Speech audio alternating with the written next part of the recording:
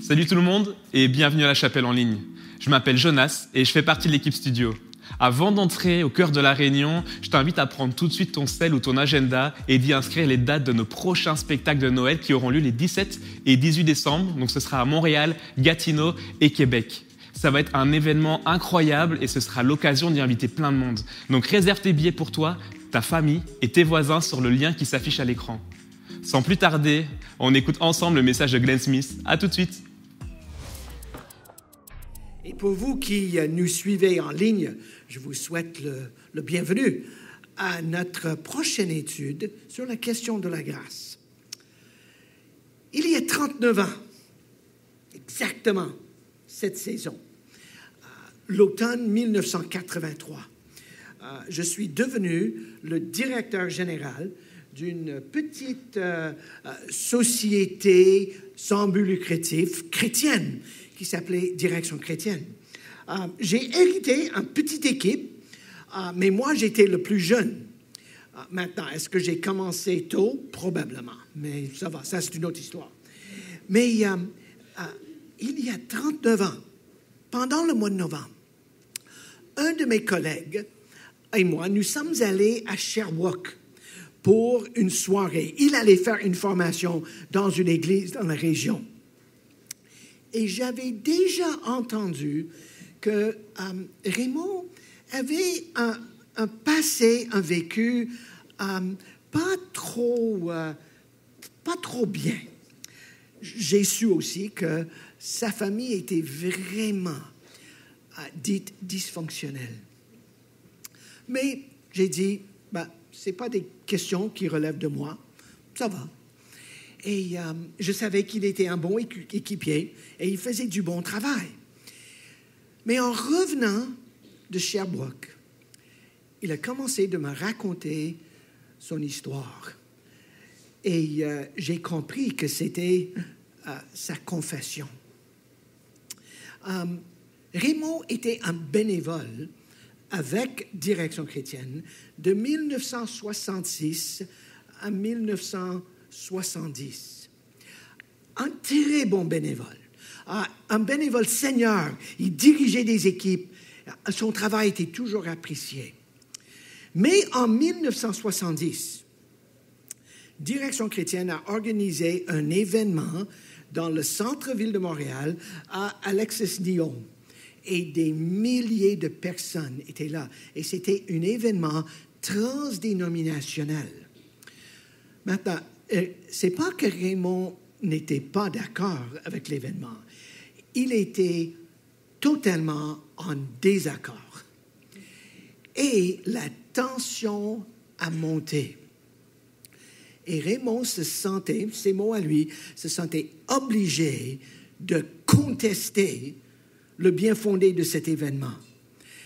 Et il y avait, c'était beaucoup plus loin qu'une prise de bec. C'était un débat avec le monsieur que moi j'ai remplacé. Il s'appelait Keith. Et le débat et la discussion est devenu tellement toxique publiquement que Raymond, dans un moment de colère, il a craché dans le visage de Keith. Et il a quitté. Et parce qu'il était très connu, il a voyagé dans les 4 coins du Québec pour descendre la mission de Direction chrétienne. Et même il disait, ce mouvement n'est pas digne du mot chrétien, moi je vais simplement l'appeler Direction. Rendu en 1977, Raymond, sa famille était cassée. Son mariage était très fragile. Et l'église où il était pasteur ne l'ont pas simplement remercié, ils l'ont licencié. Et il n'avait rien. Et Raymond m'a raconté, j'ai décidé qu'il fallait que je fasse de quoi. Donc, il a pris le téléphone Et maintenant, l'histoire devient intéressante. Parce qu'il a demandé une rencontre avec Keith et une autre collègue qui travaillait aussi avec moi, Jim. Et Keith était un homme avec un grand cœur. Donc Keith a dit, OK, pas de problème. Maintenant, Keith n'était pas obligé de le rencontrer. Mais Keith a offert un petit don. Oui, viens nous parler. Lors de la rencontre, Raymond s'est excusé. Et il a dit, ce que j'ai dit, ce que j'ai fait, tous mes gestes n'étaient pas dignes du Seigneur. Et il a demandé le pardon. Et Keith et Jim, sous le spot, comme on dirait en bon québécois, ont exercé la grâce et l'ont pardonné. Mais maintenant, ils sont allés même plus loin. Parce que Keith a pris la Bible de Raymond. Une bonne Bible, une grande, bonne Bible, très utilisée. Et Keith a pris la page couverture de la Bible et il a écrit le pardon qu'il a accordé à Raymond avec la date et l'heure. Je sais, parce que moi, je l'ai vu de mes propres yeux. Et quand Raymond est décédé, il est décédé avec cette Bible entre ses mains et avec le pardon que Keith lui a donné. Mais ce n'était pas la fin. Parce que lors de cette rencontre, Keith a dit, mais Raymond, tu n'as rien. Tu n'as pas de poste, tu n'as pas d'église, tu n'as pas de revenus, ta famille ne va pas bien, ta femme et toi, vous nous entendez. Qu'est-ce que tu vas faire? Et Raymond a dit, je ne sais pas, mais le plus important, c'est que tu viens de me pardonner. Et Keith a dit, Raymond, je vais t'embaucher. Je vais te donner un salaire. Et moi, je t'invite de continuer de faire ce que tu fais, de voyager dans la partie du Québec pour former les gens dans les mêmes églises où il a, comme on dit en bon québécois, blasté celui qui vient. Et quand Raymond m'a raconté cette histoire, j'ai dit, ça, c'est la grâce. Dans notre série, nous avons commencé il y a 6 semaines maintenant, et on a vu que Dieu nous a donné la grâce à changer. Et David nous a parlé de Romains 7 et 8. Et ensuite, on a vu la grâce de deuxième chance. Et on a regardé le récit sur Pierre. Jean-René a expliqué la bonté de la grâce. Et Sandy et Jean-René ont pris l'histoire de la femme courbée et comment la grâce nous fait relever. Maintenant, ce soir, nous allons examiner 2 autres facettes de la grâce. Et lorsque Saint Paul décrit la grâce, il dit que la grâce, voici ces mots, est excessivement surabondante. La grâce est débordante. Et il ajoute que la grâce a été répandue avec abondance. Donc ça, c'est la raison pour laquelle ce soir, j'ai intitulé notre réflexion « L'hyperabondance de la grâce de Dieu ». Mais il y a une deuxième chose que nous allons voir ce soir. Comme dans le récit que je viens de vous raconter sur Raymond, il y a un élément de la grâce qui ne fait absolument aucun bon sens, humainement parlant. Que Keith a accordé le don d'une rencontre, que Keith a pardonné Raymond, que Keith était prêt de mettre par écrit le pardon. C'est magnifique. Mais que Keith a décidé d'embaucher celui qui a craché dans son visage, l'a dénigré. Et ensuite, il a offert un poste. Mes amis, OK, voici le mot technique. Je vais l'utiliser juste une fois ce soir. Dans la grâce de Dieu, il y a une incongruité. La grâce est incongrue. Ce soir, quand vous rentrez chez vous ou sur votre téléphone avec le petit Larousse, voici comment le petit Larousse définit le mot incongru, qui va contre les règles humaines du savoir-vivre. Et la grâce de Dieu va au-delà de ce qui est humainement concevable. Et on va examiner ces deux choses. Donc, voici ce qu'on va faire ce soir. On va tout d'abord regarder un texte en Romains 5, 1 à 5. Ensuite, on va survoler dans la lettre que Paul a écrite à l'Église de Rome, comment il a utilisé le mot grâce et cette notion. Je vais vous raconter une autre histoire parce que je sais en tant que professeur que mes étudiants, souvent, mais pas toujours, ils retiennent ce que je dis. Mais quand je raconte une histoire, ils se rappellent de l'histoire. Okay? Donc, je vais vous raconter une histoire. Et on va terminer avec des points d'application. Mais avant, une petite idée, réflexion préliminaire. Souvent, lorsqu'on décrit la grâce, et avec raison, on le décrit comme « voici ce que Dieu a fait dans l'histoire ». Et nous connaissons qui Dieu est par ce qu'il fait, donc c'est tout à fait normal. Mais moi, j'aimerais simplement vous rappeler que le Dieu trinitaire, Père, Fils et Saint-Esprit, Créateur, Rédempteur, celui qui nous sanctifie, il y a une unité dans cette diversité. Et dans le Dieu trinitaire, il y a la grâce. Dieu est gracieux dans qui il est. L'Église, qui est en Jésus-Christ, donc dans la Trinité, nous sommes l'écho de ce Dieu gracieux dans le monde. Maintenant, j'ai un ami, et cette semaine, il n'habite pas à Montréal, mais on était en communication sur la grâce. Et mon ami a dit ceci. Voici sa citation. Je vais tourner cette fois-ci. Mon ami a dit, « Le monde peut pratiquement tout faire aussi bien ou mieux que l'Église. Vous n'avez pas besoin d'être chrétien pour bâtir des maisons, nourrir ceux qui ont faim ou guérir les malades. » Et c'est tellement évident.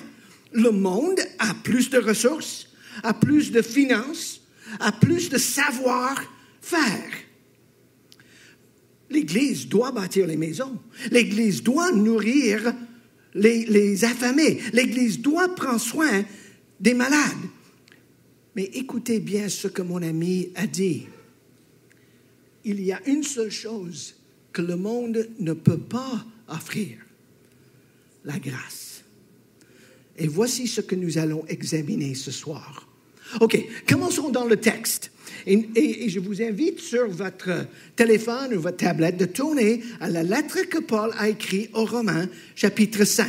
Et voici les 2 premiers versets de ce texte. Paul a écrit, « Étant donc justifiés par la foi, nous avons la paix avec Dieu par notre Seigneur Jésus-Christ. C'est à lui que nous devons avoir eu, par lui, l'accès à cette grâce et nous nous tenons fermes. Et nous nous glorifions dans l'espérance de la gloire de Dieu. » Maintenant, quand vous lisez ces 2 versets, vous allez reconnaître qu'il y a 4 expressions clés. Prenons-les une à la fois. Tout d'abord, étant donc justifiés par la foi. Paul, dans une petite clause, résume tout ce qu'il a dit du chapitre 1er et le verset 18 jusqu'au chapitre 4 et le verset 25. Maintenant, pourquoi Paul était capable, ou comment était-il capable de résumer 3 chapitres et demi dans une petite clause? Ben ça, c'est son problème, pas le mien. Mais voici, nous étions complètement séparés de Dieu. Voici comment Paul décrit notre condition intérieure. On était des enfants de colère, nous étions alignés de Dieu. Nous étions séparés de lui. Nous étions morts. Nous étions dans le péché. Nous étions complètement séparés. Mais Paul dit, mais maintenant, nous avons été déclarés droits, justes. Nous avons été acquittés par la fidélité de Dieu, de Jésus, et par notre geste de confiance en lui. Paul continue. Deuxième expression. Nous avons la paix avec Dieu par notre Seigneur Jésus-Christ. Maintenant, nous avons ici la phrase principale des deux versets. Sujet, nous. Verbe, avons. Objet, la paix. Pour ainsi dire, les relations étaient brisées. Le péché, le mal, les afflictions nous a séparés de Dieu. Mais à cause du fait que Dieu nous a déclarés justes, nous a acquittés, nous avons maintenant la paix, la relation est restaurée. Maintenant, Paul est un bon juif. Et la paix pour lui, c'était rien d'autre que le shalom de Dieu. Sa plénitude, l'harmonie, le bien-être.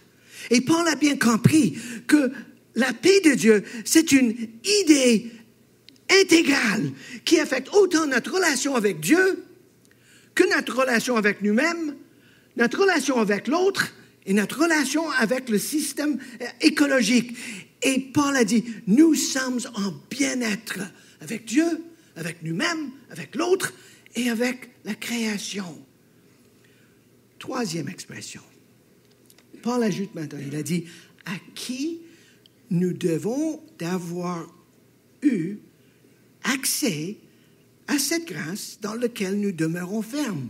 Maintenant, ce petit mot « accès » est utilisé dans l'Antiquité pour expliquer quelqu'un qui a l'accès, qui a la possibilité d'être avec quelqu'un important ou de faire quelque chose qui est sacré. Donc, si quelqu'un a été invité par le César, par un gouverneur, Ponce Pilate, le Hérode le Grand, cette personne, on aurait dit, cette personne, elle a accès d'avoir un entretien avec quelqu'un important. Ou si quelqu'un allait dans le temple pour faire un sacrifice à Dieu, cette personne a eu accès d'honorer Dieu. Et Paul dit, parce que nous avons la paix avec Jésus-Christ, à cause de lui, nous avons cet accès.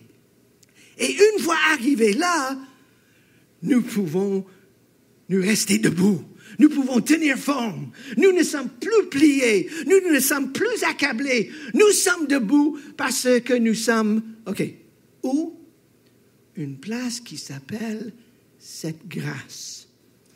Je vais retourner dans 2 secondes. Quatrième expression. Et nous nous glorifions dans l'espérance de la gloire de Dieu. Pour ainsi dire, nous nous glorifions dans le fait que nous allons avoir une relation avec Dieu et sa gloire dans l'avenir qui débute aujourd'hui. Maintenant, si Paul aurait écrit ces 4 phrases en bon français, il aurait dit ceci. Nous avons la paix avec Dieu par notre Seigneur Jésus-Christ et nous nous glorifions dans l'espérance de la gloire de Dieu. Étant acquittés par la foi, et nous avons accès dans cette grâce et on reste debout. Maintenant, quelle est cette place? Quelle est cette salle?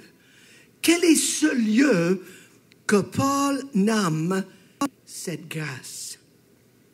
Et si on prend ces 2 versets et on les met dans l'ensemble de cette lettre que Paul a écrite aux Romains, voici ce que nous apprenons. Maintenant, n'oubliez pas, la lettre de Paul aux Romains, c'est une grande lettre. Oui, elle est longue, la plus longue des écrits de Paul. Mais c'est une grande lettre parce que c'est tellement important. Et si nous prenons l'idée de la grâce dans les 6 premiers chapitres de cette livre. Voici ce que nous apprenons. Chapitre 1er, le verset 5 et le verset 10. On reçoit la grâce et on partage la grâce. Lorsqu'on arrive au chapitre 3, les versets 21 à 24, nous apprenons que oui, nous étions séparés radicalement de Dieu à cause du péché, à cause du mal, à cause de nos gestes, nos attitudes, nos paroles. Mais Paul dit, mais nous avons été acquittés gratuitement. Et lorsqu'on arrive au chapitre 4, Paul dit que la grâce est différente que la paix. P-A-I-E. OK, exemple, qu'est-ce que Paul voulait dire? OK, moi, je suis rémunéré tous les 2 jeudis par l'Institut de théologie pour la francophonie. Ma paie arrive par dépôt direct. Mes amis, votre salaire, votre chèque de paie, votre dépôt direct n'est pas la grâce. C'est le salaire. Et Paul dit, la grâce est différente que votre rémunération. Votre rémunération, c'est un devoir de votre employeur. Et la grâce est carrément différente. Et arrivé un peu plus tard dans le chapitre 4, Paul dit que la promesse est comme la grâce. Et elle est donnée à toutes et à tous. Et c'est une garantie de l'avenir. Donc, on arrive à notre verset, nos 2 versets ce soir. Et maintenant, les choses commencent d'être un peu plus claires. Cette place est une place particulière parce que la grâce semble, selon Paul, dépasser la simple notion d'un don ou un cadeau. Cindy et moi, nous étions avec notre petite fille ce week-end. Héloïse a 7 ans. C'est une fille magnifique, plein d'idées. Sa tête, elle marche toujours. Donc, elle y pense tout le temps. Et on était dans le métro hier parce qu'on était en centre-ville pour un choral de Sandy. Et en revenant, on a commencé à discuter la prochaine grande fête parce que Héloïse a été emballée avec l'Halloween. Et elle m'a dit, « Oh papa, grand-papa, je ne peux pas attendre pour la prochaine fête. » J'ai dit, « Ella, c'est quoi la prochaine grande fête? » « Noël. » Et j'ai dit, « Mais Ella, qu'est-ce que tu aimes de Noël? » « Les cadeaux. » J'ai dit, « Mais Ella, à Noël, on est en famille. Grand-papa et grand-maman seront avec des cadeaux, grand-papa, cadeaux. » OK. C'est vrai que l'idée de la grâce se trouve dans le cercle des mots qui parlent de la grâce, mais Paul semble indiquer que la grâce est beaucoup plus qu'un simple cadeau. Mais il communique aussi que la grâce n'est pas une récompense pour les bons. Et la grâce, ce n'est pas simplement une offre miséricordieuse pour quelques fidèles. C'est pas comme Dieu nous regarde à la chapelle et dit, « Ah, c'est du bon monde là-bas. C'est du bon monde. Je vais leur donner la grâce. » Non, pas ça. C'est pas comme Dieu regarde le Canada et il dit, « Et ça, c'est un beau pays. Il énerve personne. Ils font pas de guerre. Et ils sont bons. Je vais leur donner la grâce. » Non, ça, c'est pas la grâce. Parce que le texte semble indiquer que la grâce est une action complètement indépendante du dit valeur des récipientes. Et lorsqu'on continue dans le chapitre 5, dans le verset 15, 16, 17 et 20, Paul utilise le mot « grâce » 9 fois en 4 versets, et il parle que la grâce est surabondante. Il y a une surabondance dans la grâce, parce que le dilemme a été tellement aigu, il fallait avoir une solution extravagante. Et il fallait l'offrir pas sur la base de la bonté ou de la fidélité ou le portrait des récipientes, mais il fallait que ça soit offert indépendamment de la nationalité des gens, l'ethnicité des gens, le sexe biologique des gens, leur classe économique, leur vocation. Et Dieu l'a fait d'une façon hyper abondante. Donc,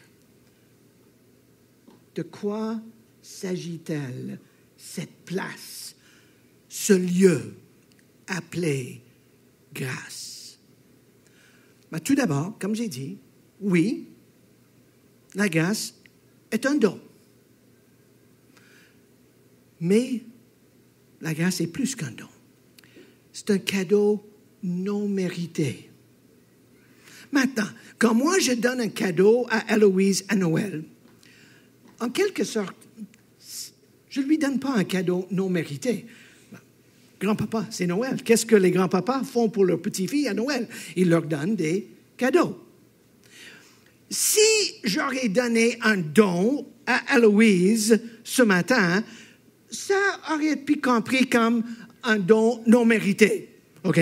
Il n'y a rien de magnifique ou de magique avec le 13 novembre. Évidemment, je lui ai rien donné ce matin. Mais on peut dire que la grâce est un don non mérité. Mais Paul continue. Oui, c'est un don non mérité. Mais Paul communique que la grâce est un don non mérité malgré le démérite du récipient. Rappelez-vous de mon histoire. Qu'est-ce que Raymond a fait? Il a craché dans la face de Keith. Et mes amis, métaphoriquement parlant, nous avons craché dans la face de Jésus. Et Jésus n'a pas regardé Glenn et il a dit, « Forget it. Je suis fait avec toi. » Non. Il a accordé sa grâce malgré le démérite. Et la vôtre aussi. Mais bien plus, un don non mérité, malgré le démérite. Mais la quatrième chose, c'est que la grâce a été excessivement surabondante. Oui, Paul a utilisé l'idée de surabonder et l'idée de la surabondance de la grâce en Romains. Mais en Éphésiens, il a parlé de la richesse de la grâce. Et on arrive au point culminant dans les écrits de Paul lorsqu'on arrive à 1 Timothée chapitre 1er et le verset 14. Et il a dit que dans la grâce, c'est quelque chose qui est excessivement surabondante. Et moi, j'aime dire, Paul, arrête avec les adjectifs. Ça suffit. Et Paul dit, non, non, non.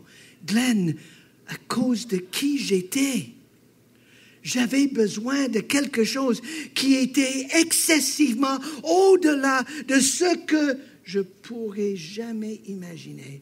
Et il a dit, la grâce de Dieu est excessivement surabondante. Et mes amis, peut-être ce soir, vous arrivez accablés, épuisés. Peut-être ce soir, vous arrivez avec un lourd passé, avec des fardeaux. Et vous dites, « Oh, Glenn, tu me comprends pas. Tu connais pas mon histoire. » Et c'est vrai, je ne connais pas votre histoire. Mais ce que je connais et ce que je sais, c'est que Dieu donne au-delà de ce que vous pouvez jamais imaginer. La grâce est excessivement surabondante. Mais Paul n'est pas fini. Un don non mérité, donné malgré le démérite, elle est excessivement surabondante. Mais la cinquième chose, elle ne fait pas de bon sens, humainement parlant. Que Keith a écrit le pardon dans la Bible de Raymond. Je trouve ça magnifique. Mais que sur place, Keith a offert un poste pour aider Raymond qui était au fond du baril. Ça, c'est cette grâce qui va au-delà de ce qui est humainement acceptable. Et pour cette raison, le monde a toutes sortes de ressources, toutes sortes de savoir-faire, toutes sortes de possibilités et ouvertures. L'Église comble souvent. Mais il y a une chose que nous pouvons offrir que le monde ne peut pas offrir.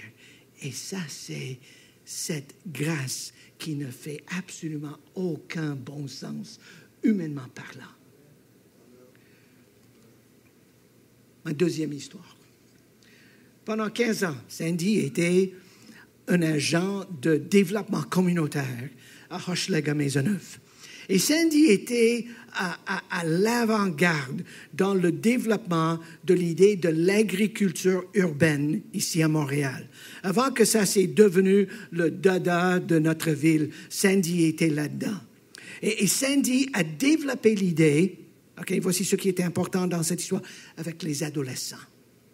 Et elle a dit, j'aimerais vous montrer comment approprier votre territoire et de prendre ce qui est un lieu rejeté et on va faire du jardinage publiquement parlant.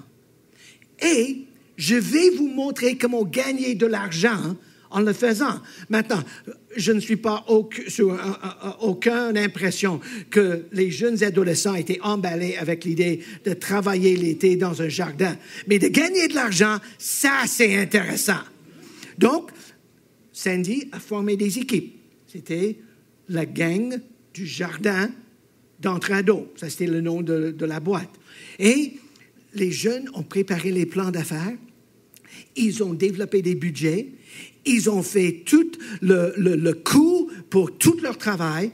Ils ont fait du marketing, ils ont fait la publicité, ils ont ouvert les comptes à la Caisse populaire, ils ont travaillé dans le jardin tout l'été, ils ont vendu leurs produits aux gens dans les kiosques, ils ont développé les produits et ils avaient un contrat de prendre les profits, donner 10% à des organismes communautaires, mais ensuite de partager les profits entre eux. Dans leur contrat, c'était indiqué qu'il fallait mettre l'argent dans un compte à la Caisse populaire et d'avoir un but avec leur argent, qu'est-ce qu'ils allaient acheter ou comment ils allaient le faire. Mais dans le contrat, c'était bien stipulé. Ils ne pouvaient pas toucher leur rémunération jusqu'à la fin du projet. Et il y avait une bourse à la fin s'ils ont bien réussi. Il y avait un jeune, un été, il s'appelait Maxime. Et il travaillait fort. Il venait d'une famille musulmane qui a immigré au Québec. Et la maman était divorcée et il y avait 2 enfants. Et la maman était très fière que Maxime travaillait dans le jardin. Et un jour, Maxime est arrivé auprès de Sandy. Il a dit, « Sandy, quelqu'un a volé 45 $ de mon compte à la caisse. » Et Sandy, le bon travailleuse avec des adolescents, elle a été un peu cynique à cela, mais elle écoutait. Donc, ils sont allés à la caisse et la caissière a bien dit, Sandy, c'est impossible que quelqu'un ait volé son argent. Il y a juste une personne qui a accès au compte et c'est lui. De fil en aiguille, il a confessé, il a dit oui, je voyais mon argent dans mon compte et je voulais avoir des cartes Pokémon. Donc, j'ai tiré l'argent de mon compte. Il a acheté pour 45 $ de cartes Pokémon. Donc, il a dû confesser à Sandy qui a écouté. Mais ça, ce n'était pas la personne compliquée. Il fallait qu'il parle aussi à sa maman. Et le lundi, maman est venue avec le garçon, avec Maxime, pour rencontrer Sandy. Le maman était dans tous ses états. Et elle a dit à Sandy, il faut qu'il soit expulsé du jardin. Aujourd'hui, done. Et Sandy a expliqué que un des valeurs du jardin, c'était de donner une deuxième chance aux élèves pour qu'ils puissent apprendre. Et Sandy a dit, non, je ne vais pas l'expulser. Il y a les conséquences, mais je ne vais pas le chasser. Et quand c'était la fin de la saison, évidemment, Maxime n'avait pas une bourse. Mais Sandy a décidé de ne pas mettre le focus sur lui. Donc, elle a écrit une petite lettre où elle a indiqué tous les bonnes choses que Maxime a fait. Et tout le monde a reçu une enveloppe, mais dans son enveloppe, il n'y avait pas une bourse. Mais Sandy a eu l'occasion d'expliquer la grâce, pas simplement à sa mère, mais aussi à lui. Parce que la grâce est bien pour les adultes, mais la grâce, elle est aussi bonne pour les adolescents. Parce qu'elle est accordée à toutes et à tous. OK, maintenant, qu'est-ce qu'on fait avec ce texte et avec ce qu'on fait? Et dans mon application, permettez-moi de dire 4 choses. Voici 4 choses que vous pouvez considérer pour l'appliquer. Il y a quelques auteurs et quelques amis qui m'ont énormément aidé de mieux comprendre la grâce de Dieu. Et une de ces personnes a écrit ceci. La grâce veut dire qu'il n'y a rien que nous pouvons faire pour que Dieu puisse nous aimer plus. Je me répète. La grâce veut dire qu'il n'y a absolument rien que nous pouvons faire pour que Dieu puisse nous aimer plus. Mes amis, peut-être vous arrivez avec ces fardeaux. Et peut-être vous dites, oh boy, si je lis ma Bible un peu plus, si je prie, oh boy, j'ai beaucoup de problèmes avec la prière, mais si je décide de prier un peu plus.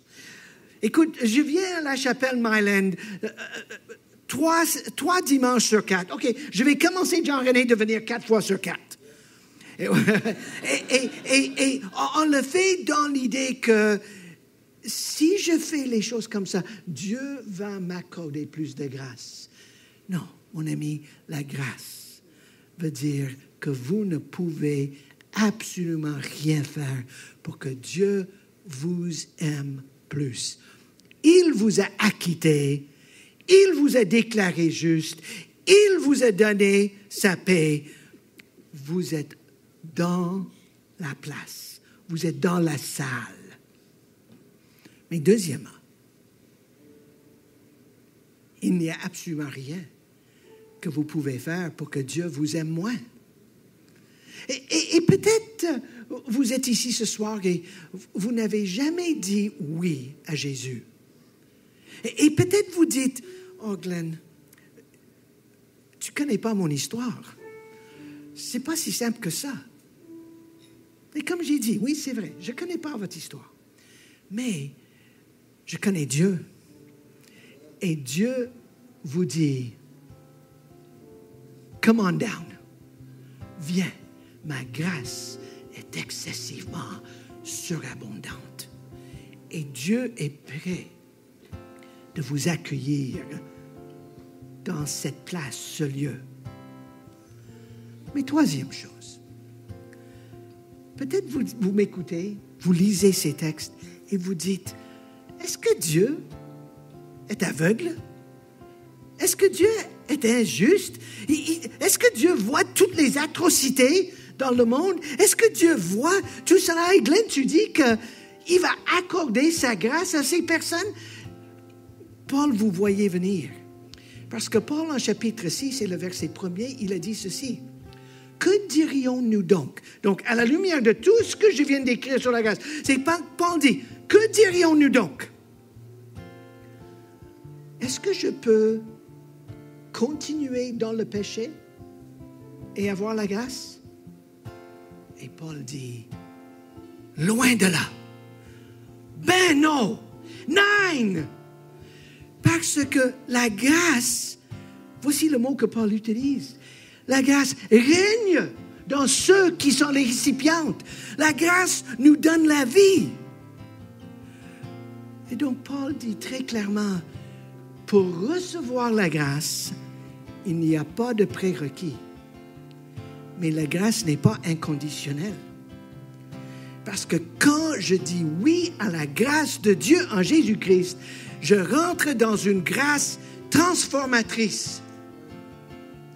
Mes amis, vous n'êtes pas sans savoir qu'un des grands dilemmes horribles au Québec ces jours ici, c'est la violence domiciliaire, où les hommes perpétuent une violence horrible envers les femmes.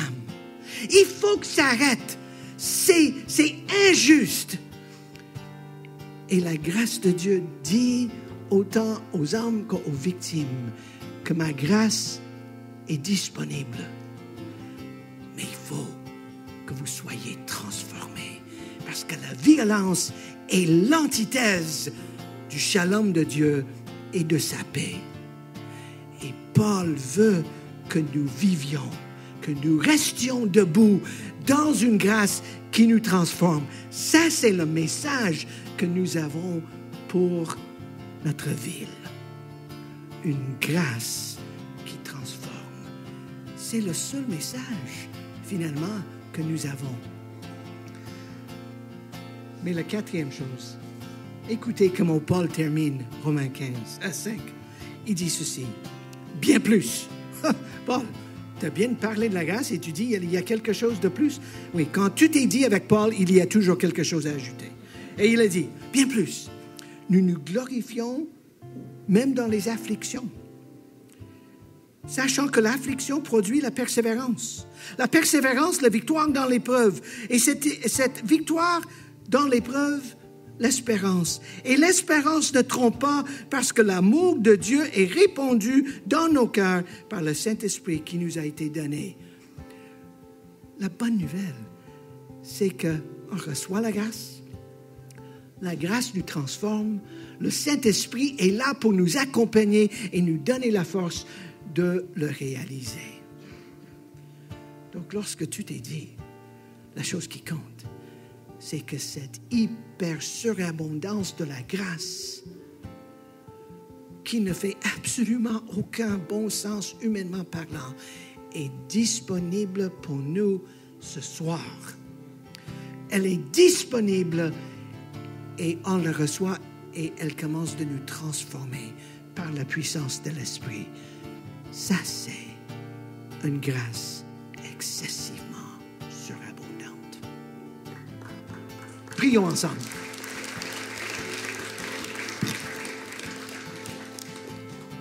J'aimerais vous donner juste 2 secondes de silence et de réfléchir sur ce que le texte nous a enseigné ce soir. Et Seigneur, je prie pour mes frères et mes sœurs ce soir. Seigneur, tu nous connais et que cette grâce surabondante touche chaque personne ce soir, là où il se trouve. Et je prie, Seigneur, aussi pour ceux qui n'ont pas encore dit oui à ta grâce. Et je te demande, Seigneur, de libérer ton esprit pour parler à nos esprits, pour que nous puissions entrer dans ce lieu qui est appelé grâce. Et Seigneur, nous savons que notre ville a besoin de ce message. Donc, Seigneur, envoie-nous aujourd'hui et cette semaine dans nos milieux de travail, dans nos salles de classe au cégep ou à l'université, auprès de notre famille, avec nos voisins et nos voisines, pour être les ambassadeurs et les ambassadrices de ce message. Cette hyper surabondance de ta grâce. Et lorsque tout est dit, Seigneur, nous voulons que toi, tu reçois toute la gloire, tout le crédit. Dans ton saint nom, on le prie. Amen. Je me repose en toi, tes promesses sont inépuisables. Ce parfum agréable, c'est ta grâce qui m'attire à toi. Ta grâce me suffit, ta puissance s'accomplit dans ma faiblesse. Ta grâce me suffit, ta présence renverse mes forteresses.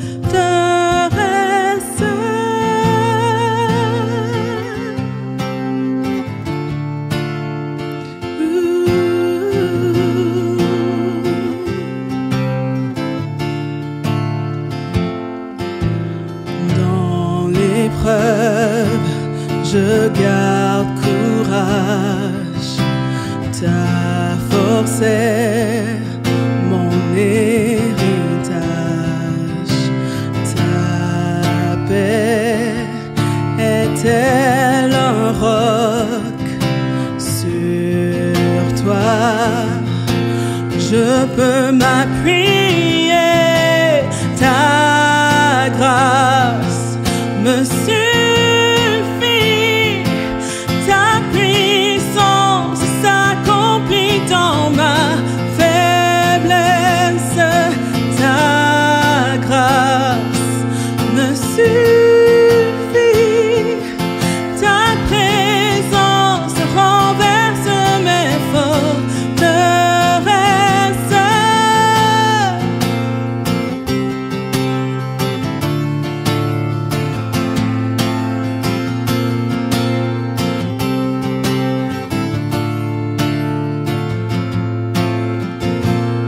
Ma joie est dans la faiblesse.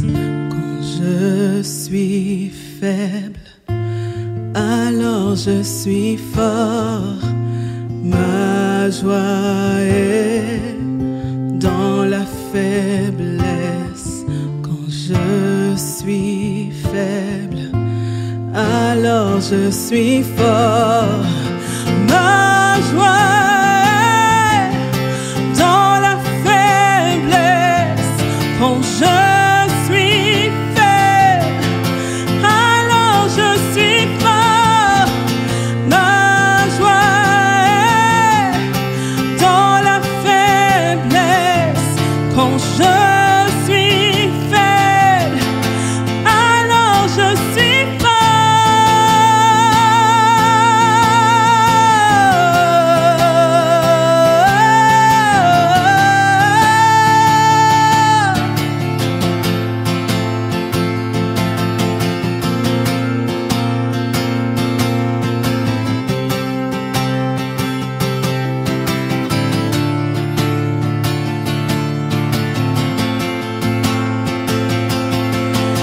Ta grâce me suffit, ta puissance s'accomplit dans ma faiblesse. Ta grâce me suffit, ta présence renverse mes forteresses. Ta grâce me suffit, ta puissance s'accomplit dans ma faiblesse. Ta grâce me suffit, ta présence renverse mes forteresses.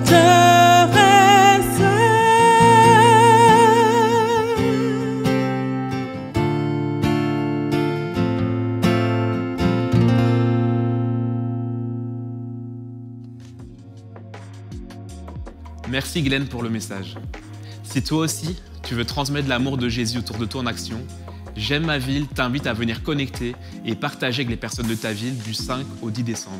Que tu sois de Montréal, Gatineau ou Québec, tu peux faire la différence dans ta communauté en t'inscrivant à une ou plusieurs activités.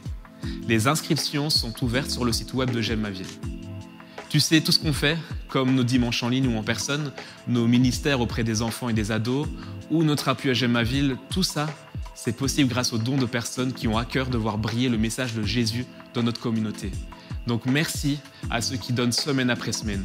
Si tu appelles la chapelle ton église, je t'invite à commencer ou à continuer de donner en allant sur notre site web ou notre application mobile. Tu verras, c'est facile et ça nous aide à aller de l'avant dans notre mission. Pour terminer, je t'invite à rejoindre Loïc, notre pasteur de la chapelle en ligne, demain midi sur Zoom, pour parler du message et prier avec d'autres personnes de l'église. Voilà, c'est tout pour aujourd'hui. Merci d'avoir été là. Je te souhaite une très bonne semaine.